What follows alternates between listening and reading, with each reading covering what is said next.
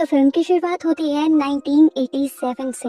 हम कुछ औरतों को रिचुअल करते हुए देखते हैं, जिसमें से एक लड़की अपने खून से भरे हुए हाथ नीचे तालाब में धो देती है। उसके ऐसा करते ही उसके पीछे खड़ी हुई सारी मास्क पहनी लेडीज अजीबोगरीब किस्म का डांस करने लग जाती हैं और कुछ मंत्र भी बोलती हैं। ये सारी मास्क पहनी हुई लड़कियां असल में अपने लीडर को फॉलो कर रही थी, जो भी मास्क पहने यहाँ एक छोटी सी पहाड़ी के ऊपर खड़ी थी। जिसके बाद ये लीडर रिचुअल करने वाली लड़की के चेहरे में बहुत सी नीडल स्टैप करती है और यहीं से सीन कट होकर हमें 2024 का सीन दिखाया जाता है, यानी कई सालों बाद का सीन, जहाँ पर दो बच्चे हनीफ और उसकी बहन बियान स्कूल से भागते हुए अपनी मॉम की शॉप पर आते हैं, जहाँ आकर वो देखते हैं कि उनकी मॉम के पास अभी उनके अंकल भी आए हुए थे। बच्चों की मॉम टारी हमेशा की तरह अपने भाई को डांट रही थी, क्योंकि वो जॉब नहीं करता था और अक्सर पैसे लेने के लिए टारी के पास आ जाता था। पर वो लड़का कहता है, नहीं, मैं आपसे बस एक बहुत जरूरी बात करने आया हूँ।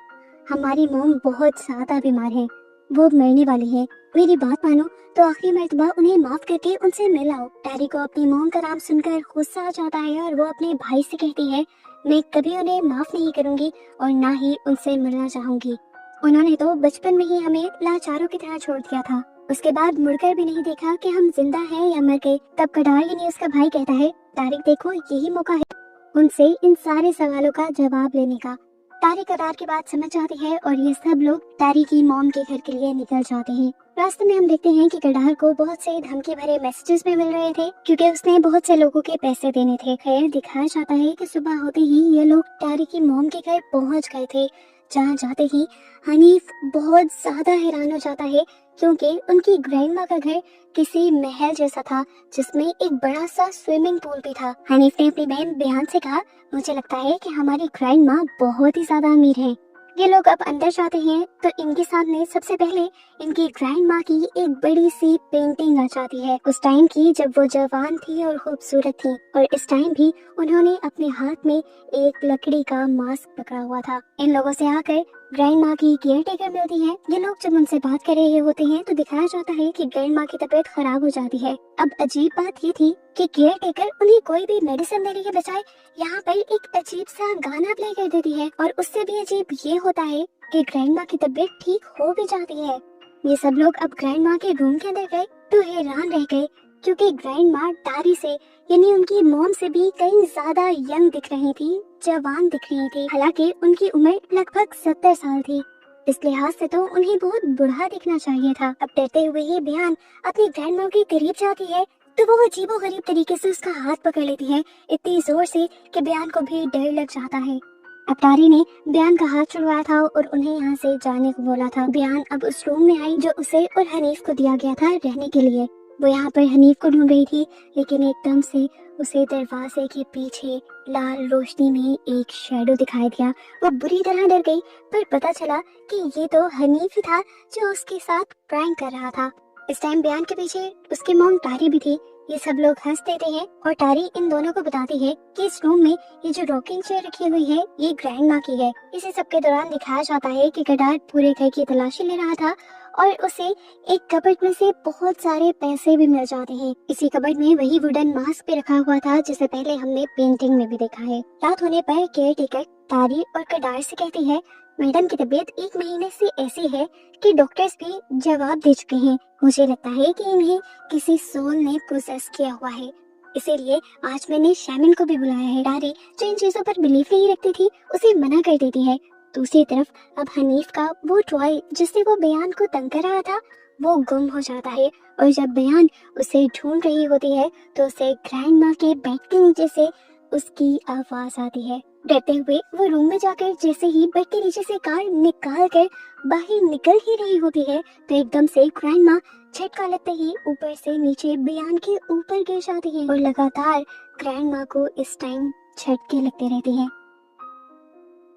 बयान के जोर से चिल्लाने पर सारे यहाँ आ जाते हैं और कटार जल्दी से ग्रैंड माँ को बयान के ऊपर से उठाकर बेड के ऊपर लेटाता है। एकदम से ग्रैंड माँ फिर उठ बैठती है और कटार के ऊपर बहुत सारी वोमिट कर देती है। वो जो पैरालाइज थी उनका ऐसे उठना इनको डरा जाता है और ये लोग यहाँ पर शैमिन को बुला लेते हैं। शैमिन टारी को कुछ लीव्स देता है और कहता है कि तुम्हें इसे पीसते रहना है।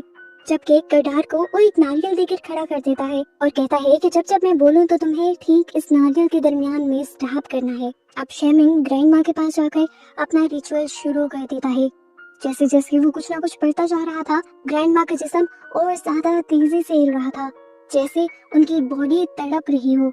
रिचुअल करते करते बार बार वो कटार को नारियल के अंदर स्टैब करने को कहता था और जब जब कटार नारियल को स्टैब करता था, ग्रैंड माँ के चेहरे के अंदर से एक नीडल बाहर निकल आती थी। ऐसे ही करते करते बहुत सारी नीडल्स ग्रैंड माँ के मुंह से बाहर निकलती हैं और जैसे ही सारी नीडल्स बाहर निकल जाती हैं तो ग्रैंड माँ की मौत हो जाती है।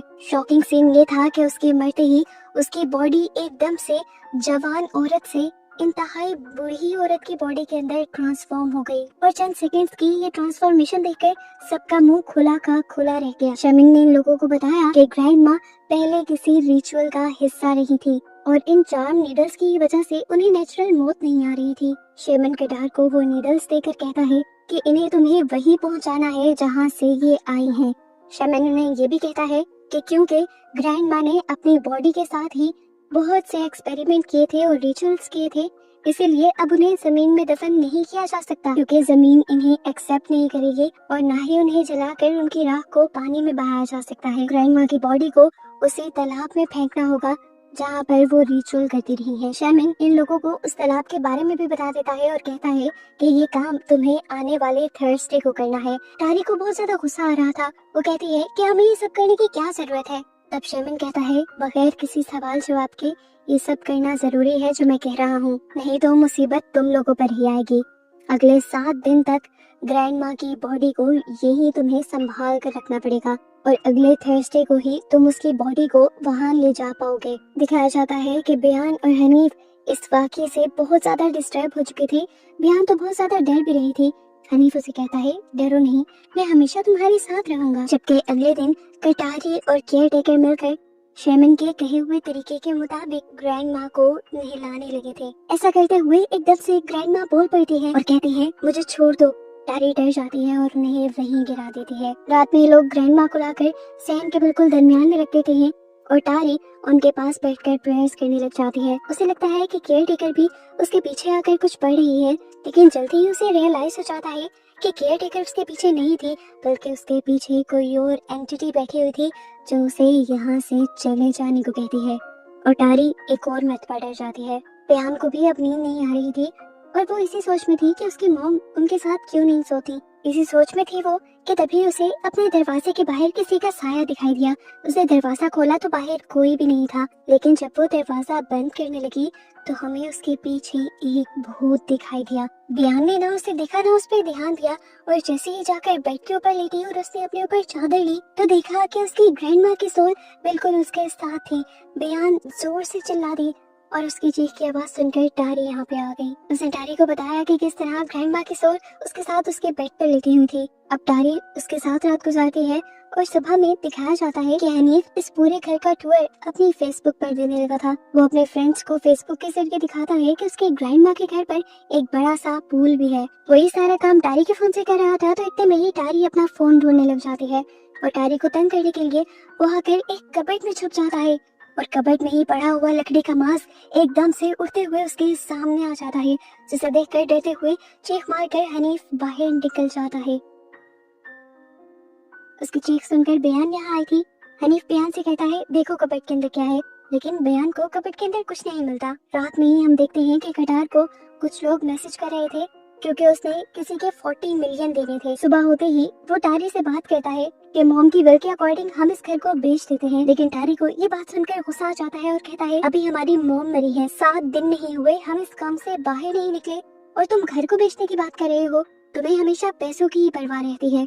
तब कटार कहता है पहले कौन सा हम उनके साथ अटैच थे, हमें भी मूव ऑन करना चाहिए। अब हनीफ जिस मास्क से डरा था वो उस कबर्ड में से मास्क निकाल लेता है और ग्रैंड माँ की चेयर पर बैठकर झूलने लग जाता है। बयान उसके पास आती है और कहती है ये क्या कर रहे हो, तुम्हें पता है ये मास्क भी ग्रैंड माँ का है और ये चेयर भी। तुम्हें उनकी सोल के साथ इस तरह के मजाक नहीं करने चाहिए। तुम जानते तो हो कि किसी के भी मरने के बाद सोल 7 दिन तक उसी घर में भटकती रहती है। हनीफ को इन बातों पर यकीन तो नहीं था, लेकिन बयान के 100 मरतबा कहने के बाद वो चेयर से भी उठ जाता है और मास्क को भी जाकर कबर्ड के अंदर रख देता है। आधी रात को हनीफ की आंख खुलती है तो हनीफ देखता है कि बयान खुद ग्रैंड माँ की चेयर के ऊपर झूल रही थी। हालांकि दोपहर में तो बयान ने ही उसे डांटा था। हनीफ उससे कहता है, प्लीज शोर मत करो, मुझे सोने दो।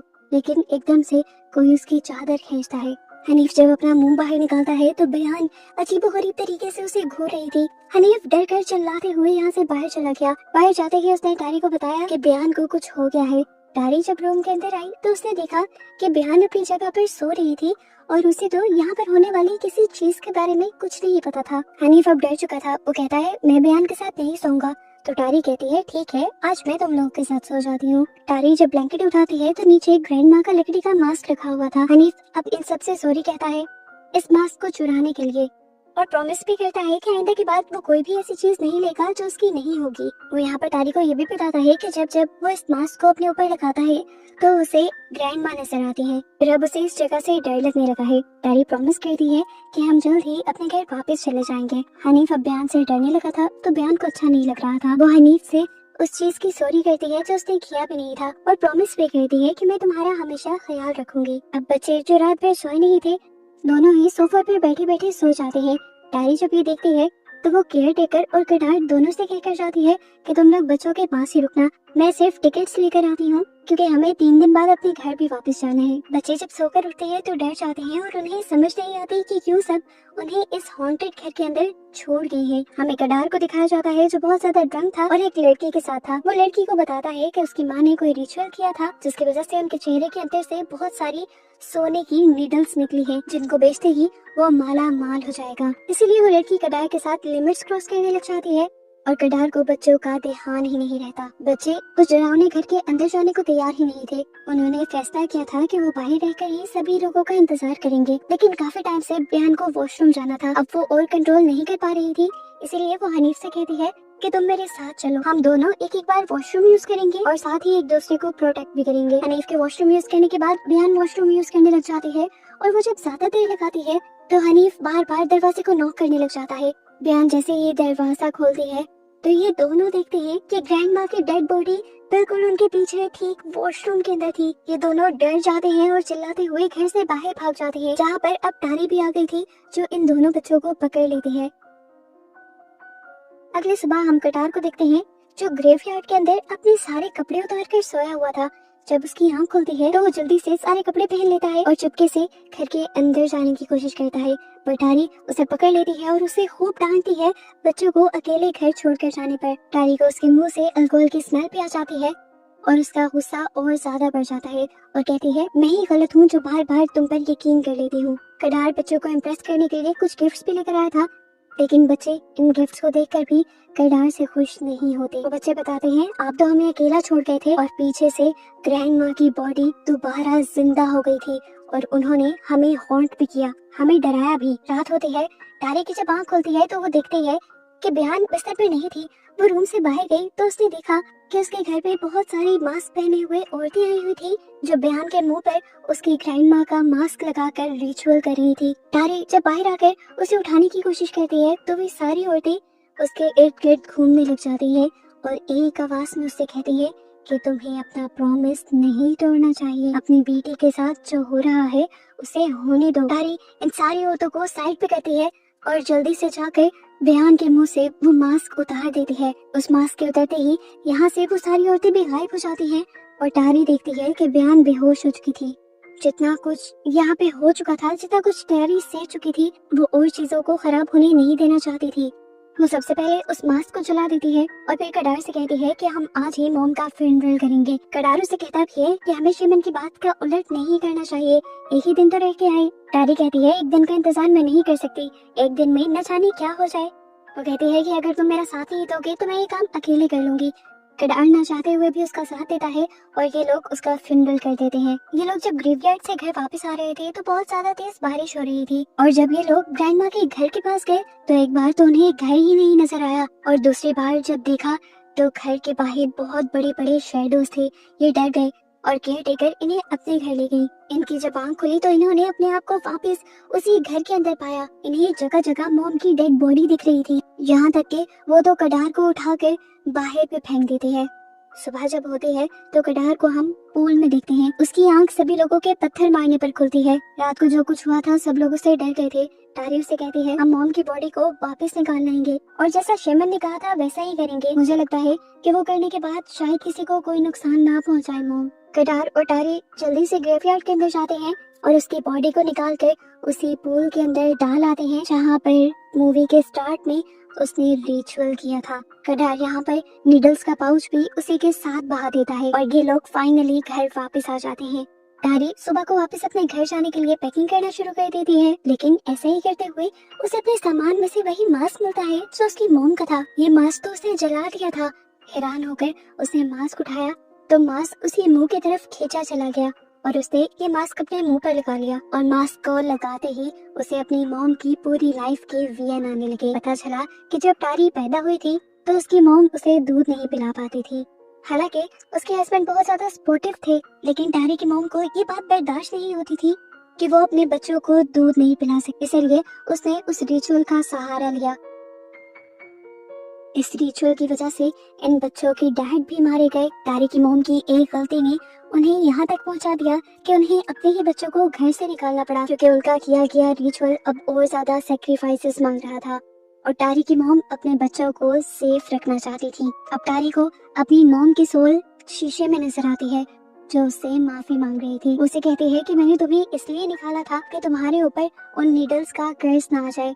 मैं इस कर्ज को अपने साथ लेकर मरना चाहती थी। जिन्होंने रिचुअल किया था उस रिचुअल के बदले वो तुम्हें अपने साथ लेकर जाना चाहते थे और कडार को मार देना चाहते थे। रोते हुए वो सोल तारी से कहती है कि अभी भी वक्त है, प्लीज तुम इस कर्ज को खत्म कर दो। तारी पूछती है कि मुझे क्या करना होगा तो उसकी मॉम बताती है कि तुम्हें वो चार नीडल्स वही फेंकनी है जहाँ पर रिचुअल हुआ था और इसके बाद तुम इस मास्क को तोड़ देना और इसके बाद कभी इस जगह पर वापस लौट के ना आना और ये सारा काम तुम्हें कल शाम के खत्म होने से पहले पहले करना है। वो तारी को उनकी प्रोटेक्शन के लिए एक स्पाई भी बताती है और उसके बाद तारी देखती है कि उस सोल को एक मास्क पहनी हुई औरत खींच कर ले गई है। तारी गुस्से में कडार के पास जाती है और उसे कहती है झूठे इंसान, तुमने वो नीडल्स भी बदल दी।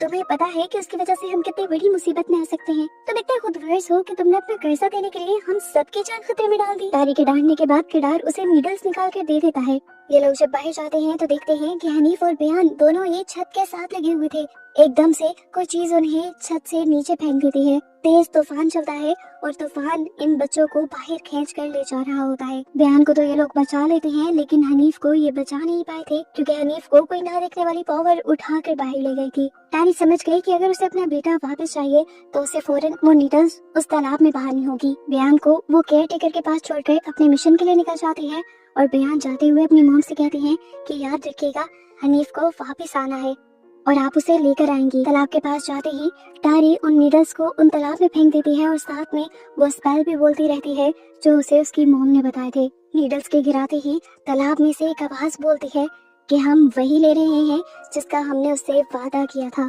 तालाब के अंदर ये लोग हनीफ की बॉडी को भी देख पाते हैं। ये देखकर कडार रोने लग जाता है और कहता है कि हनीफ को छोड़ दो, वो मासूम है, इसके बदले चाहे तो मेरी जान ले लो। उसके कहते ही हनीफ पानी से बाहर निकलने लगता है। तारी और कडार दोनों ही पानी में जंप कर देते हैं और तैरते हुए हनीफ को बाहर निकालते हैं। तारी हनीफ को होश दिलाने में लग जाती है और वो ये तो देखते ही नहीं कि कडार अब उसके पीछे रहा ही नहीं था, उसे पानी ने अपने अंदर खींच लिया था। हम देखते हैं कि कडार के इर्द गिर्द अब बहुत सारी मास्क पहनी औरतें आ गई थी और वो लीडर जिसने मूवी के स्टार्ट में तारी के मॉम के चेहरे में वो सोने की नीडल्स डाली थी, वो उनसे कहते हैं कि हम सिर्फ वही ले रहे हैं जिसका हमने वादा किया है।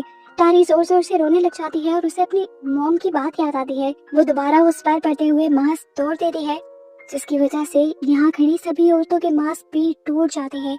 सभी औरतें चिल्लाने लग जाती हैं और हमें उनकी बगैर स्किन के चेहरे दिखाए जाते हैं जो बहुत ही भयानक थे। ये औरतें पानी में गायब हो जाती हैं और कडार खड़ा रह जाता है। तारी ने शुक्र किया था कि उसने कडार की जान भी बचा ली, लेकिन तभी पानी में से वो लीडर बाहर निकलती है और कडार को खींचकर पानी के अंदर ले जाती है और कहते हैं कि तुम्हारी मॉम भूल गई थी कि उन्हें इस पानी में सेक्रीफाइस देना है। तारी पैनिक होकर तालाब में जंप लगा देती है, लेकिन उसे कडार अब कहीं नहीं दिखता। और ना ही वो औरतें नजर आती। अगले दिन दिखाया जाता है कि टारी केयर टेकर और अपने बच्चों के साथ इस घर को लॉक करके यहाँ से चली गई थी। मूवी के पोस्ट क्रेडिट सीन में हमें 100 दिन बाद के इस सुनसान घर को दिखाया जाता है।